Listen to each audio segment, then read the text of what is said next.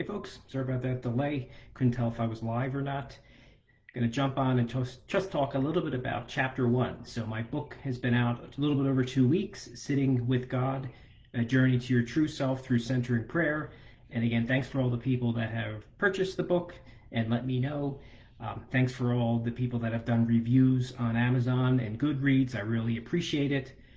So I just thought I would hop on and maybe talk a little bit, not maybe, talk a little bit about chapter 1, Beginner's Mind.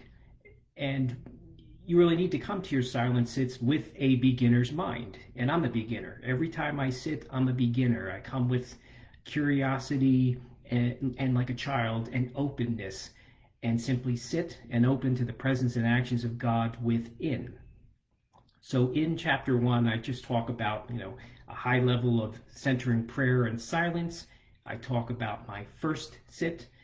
I talk about my second sit. And I thought it would be fun. I posted some questions that are at the end of the chapter, and maybe I'll take a few of them and answer them for myself.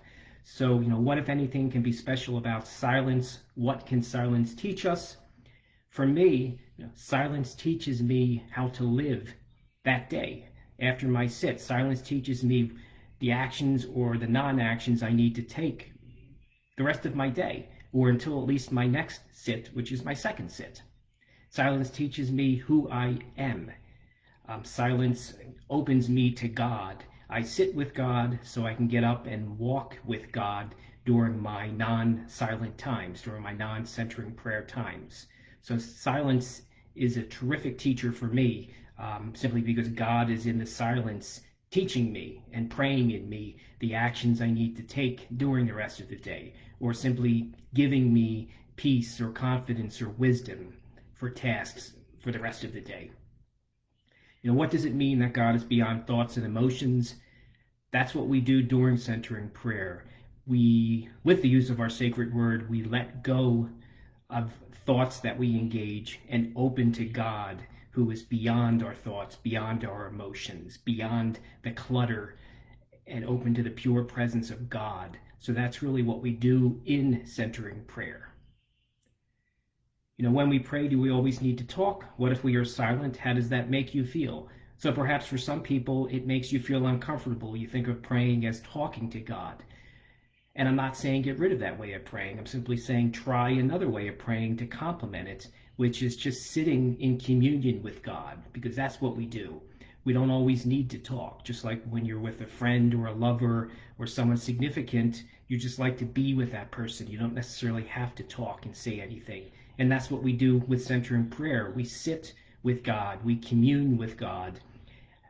We let God pray in us. We're quiet, and we let go of any obstacles to God, and we let God pray in us. So it's just another way to connect with God. It's a nice, neat way to connect, sit with God, and go deeper with God. But by all means, don't give up your other prayer forms, and I pray in other ways as well. Use centering prayer as a way to complement your prayer. What does it mean to rest in God? It simply means to sit with God and rest in the rest of God. And that's the beauty of centering prayer. No action is needed. You simply get to sit with God. We don't need to do any work. We simply need to show up and let go. And whenever we engage a thought or emotion, use our sacred word to bring us back to the present moment and continuously open to the presence and actions of God, and just sit and rest with God.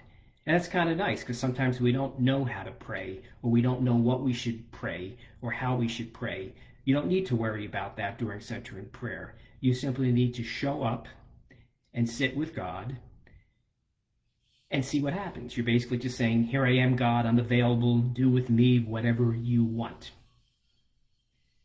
So that's all. Just wanted to pop on and talk about Beginner's Mind, Chapter 1, a little bit about the things I wrote about in that chapter, and talk a little bit about the questions at the end of the chapter. I know at the beginning I said I'd pick one or two, but I went through all of them, and that's okay. So I encourage you to, as you're reading through the book, take a look at the questions and see what you think about some of the questions as well, and how would you respond to some of the questions. So that's it. Again, thanks for everybody that has purchased the book. Thanks for those that have written the reviews. And if you get a chance while you're reading it, feel free to do a review on Amazon. That would mean a lot to me.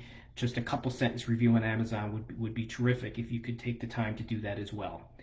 So again, thanks a lot, everybody. Thanks for this great community. Much love to all of you. And wherever you all are, I hope you have a great rest of the day or evening, wherever you are.